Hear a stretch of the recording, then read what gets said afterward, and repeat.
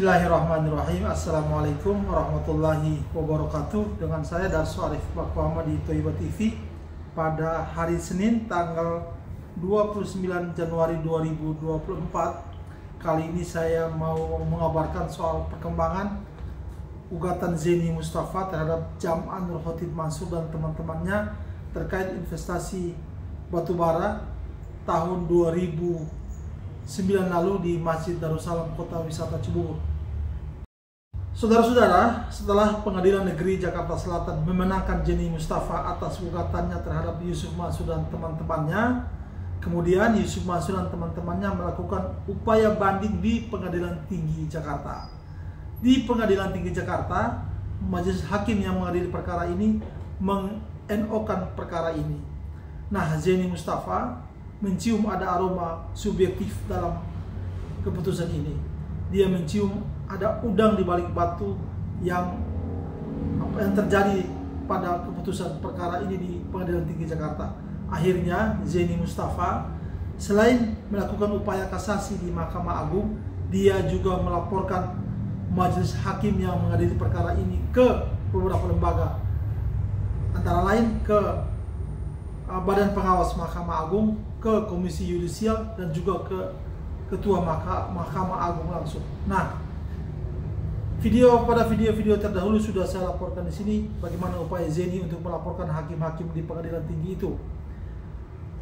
Nah, saudara-saudara, kita tentunya ingin tahu apa hasil dari laporan-laporan Zeni Mustafa ke lembaga-lembaga yang tadi saya sebutkan itu.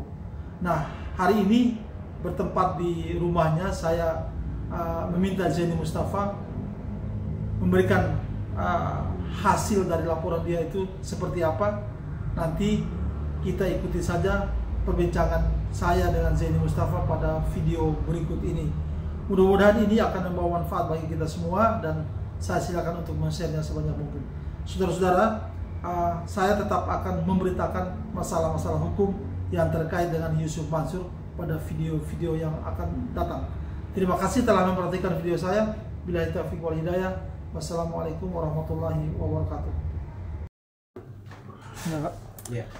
Pak Zeni, Pak Sudaryanto, setelah melaporkan para hakim Pengadilan Tinggi Jakarta yang mengadili perkara Pak Zeni dengan Yusuf Mansur dan teman-temannya, setelah melaporkan, perkembangannya bagaimana, Pak?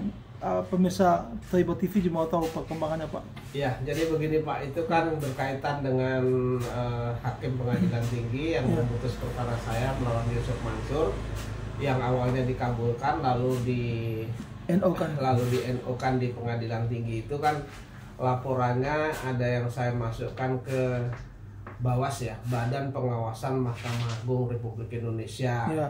Kemudian Komisi Yudisial, kemudian ke Ketua Mahkamah Agung Republik Indonesia.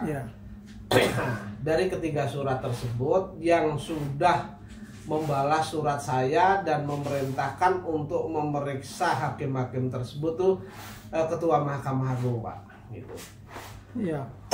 Jadi Ketua Mahkamah Agung menginstruksikan kepada Ketua Pengadilan Tinggi DKI Jakarta untuk memeriksa hakim-hakim tersebut, karena alasannya purpose-nya di sana, Pak. Jadi perpanjangan tangan lah dari Mahkamah. Artinya baik ke Badan Pengawas maupun Komisi Yudisial itu nanti muaranya tetap ke Mahkamah Agung, ya, Pak? Ketua Mahkamah Agung, ya, Pak? Komisi Yudisial nanti punya kewenangan untuk memeriksa sendiri. Terus kemudian hasil pemeriksaan tetap ke Mahkamah Agung juga. Gitu. Jadi mereka ketika melakukan pemeriksaan, nantinya mereka menilai apakah yang saya laporkan itu artinya yang saya laporkan itu ada penyimpangan atau tidak. Kalau mereka mengatakan ada penyimpangan atau tidak, mereka tetap memberikan rekomendasi kepada Mahkamah Agung. Mengusulkan kepada Mahkamah Agung. Ketika misalnya ini pelanggarannya dianggap oleh KAY nanti berat, ya, mereka mengusulkan untuk dipecat. Gitu, Pak. Pak, jadi Mahkamah Agung memerintahkan Ketua Pengadilan Tinggi Jakarta. Betul. Ini Ketua Pengadilan memeriksa anggotanya, Pak. Memeriksa anggotanya. Dan itu biasa. Itu biasa, Pak. Ini kan suratnya kan sudah saya terima, Pak. Oh iya. Ini suratnya ke perintah ya, perintah ke Ketua Pengadilan Tinggi berdasarkan ini kan berdasarkan disposisi dari Mahkamah Agung. Jadi surat saya ke Ketua Mahkamah Agung, Ketua Mahkamah Agung didisposisikan memerintahkan kepada Ketua Pengadilan Tinggi DKI Jakarta agar memeriksa hakim-hakim tersebut. Gitu. Nah biasanya itu Ketua Pengadilan Tinggi nanti akan membentuk tim gitu, Pak? Bisa di sana kan ada pengawasan, Pak. Oh, ada pengawas. Jadi sudah ada pengawasnya juga. Ya. Jadi tidak perlu membentuk tim. Nah biasanya karena ini bukti-bukti sudah saya lampirkan semuanya, bisa saja nanti Pengadilan Tinggi sudah paham sehingga tidak memanggil saya. Tetapi kalau masih ada kekurangan dan kurang paham begitu atau ada yang kurang jelas, biasanya memanggil gitu, Pak. Berarti nanti yang akan memanggil Pak Zeni untuk dimintain keterangan Pengadilan Tinggi, Pak? Pengadilan Tinggi. Pengawas di Pengadilan Tinggi. Iya. Pak, berarti ini kan sesama hakim memeriksa hakim ya, Pak? Iya, betul. Tidak ada kecurigaan apa-apa, Pak? Atau kekhawatiran apa-apa, Pak? Enggak apa-apa, kan ini surat saya silang juga, Pak Darso. Jadi ada saya silang, artinya ke Ketua Mahkamah Agung, saya laporkan juga berkaitan dengan kecurigaan saya, berkaitan dengan alat bukti yang dipergunakan tidak sebagaimana mestinya alat bukti, terus kemudian berkaitan dengan pasal-pasal yang diterapkan menurut hemat saya adalah tidak pas begitu. Berarti surat ini kan baru memerintahkan Kepala Pengadilan Tinggi untuk memeriksa. Betul. Berarti tim pemeriksanya belum dibentuk. Nanti tim pemeriksanya di sana sudah ada pengawas, sudah ada pengawas, lalu nanti memeriksakan sesuai dengan instruksi surat ini. Setelah diperiksa hasilnya bagaimana, kemudian hasilnya itu harus dikirim ke Ketua Mahkamah Agung. Oh gitu ya. Berarti ini perintah ini berarti harus dijalankan, Pak. Ini kan perintahnya. Berarti sudah pasti akan diperiksa oleh tim pengawas. Iya, betul. Biasanya setelah surat ini keluar, Pak Zeni akan dipanggil berapa lama nih, Pak? Tergantung. Kalau dianggap surat saya itu sudah cukup mewakili dan alat buktinya kan kalau saya kan langsung saya lampirkan, Pak. Iya. Pak, dengan ada surat perintah dari Mahkamah Agung ke Pengadilan Tinggi ini, itu berarti Mahkamah Agung menilai bahwa pengaduan Pak Zeni itu bisa diterima atau pengaduan saya diterima, kemudian untuk menindaklanjuti didelegasikan ke pengawas di Pengadilan Tinggi.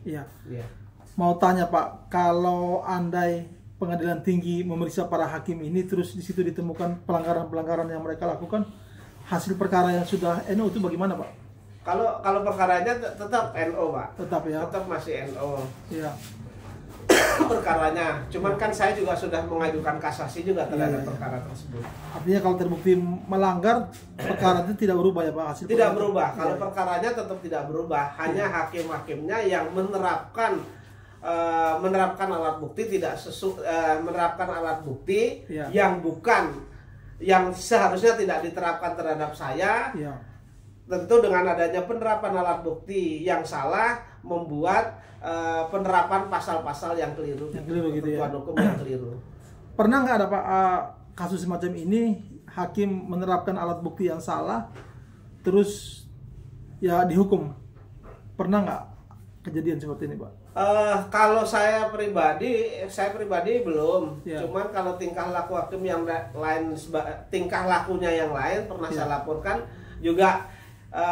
Sesuai dengan laporan ya kepada saya, pemberitahuan kepada saya juga mereka sudah diberi sanksi begitu, Pak. Gitu ya? Iya. Oke, Pak. Kalau Jadi ini kan menurut saya pelanggaran berat, Pak. Ya. Artinya merekayasa alat bukti yang seharusnya tidak dibuktikan kepada saya, tetapi untuk pembuktian kepada saya. Ya. Padahal kan sudah jelas pasal 1340 itu kan jelas perjanjian itu hanya berlaku kepada para pihak yang membuatnya. Sementara kan saya tidak, Pak. Makanya ini menurut hemat saya adalah permainan yang sangat kasar. Gitu ya, Pak. Dan kelirunya kebangetan gitu loh, Pak. Dan ini kan ketua majelisnya bukan orang biasa, Pak. Ini profesor loh, Pak, ketuanya, Pak. Ketua majelisnya yang mengadili. Iya, Pak. Jadi menurut saya dengan adanya jenjang dengan pengalaman yang begitu, kalau Pengadilan Tinggi ini kan hakim-hakimnya juga sudah cukup senior dan sepuh. Artinya dengan adanya pengalaman mengadili, kemudian jenjang pendidikan yang bagus, kalau alat bukti itu diterapkan kan menurut hemat saya bukan suatu kehilapan tetapi suatu kesengajaan. Kesengajaan. Iya. Oke, terkait dengan ini saya minta Pak Zini dengan Pak Sudar kasih pernyataan kepada Yusuf Mansur dan teman-teman sebagai lawan Pak Zini di pengadilan. Apa yang mau disampaikan Pak? Saya silakan Pak. Iya, kalau saya begini, intinya bahwa perkara Yusuf Mansur, baik itu perkara investasi saya sendiri maupun investasi yang lainnya, sebatas itu ada ketentuan hukumnya dan itu ada pelanggaran, tetap akan saya lawan sampai kapanpun. Ya. Termasuk ini bentuk perlawanan Pak Zini ya Pak? Bentuk perlawanan juga. Jadi jangan kan ini perkara saya kan sudah diadili di pengadilan negeri, dikabulkan, lalu di NU ke sana. Ternyata begitu saya lihat kan ternyata ada hal yang tidak pas diterapkan. Oke Pak Zini, Pak Sudar, kita berkabar terus ya tentang perkembangan baik. Pemeriksaan para hakim ini Pak Zini ya. Baik.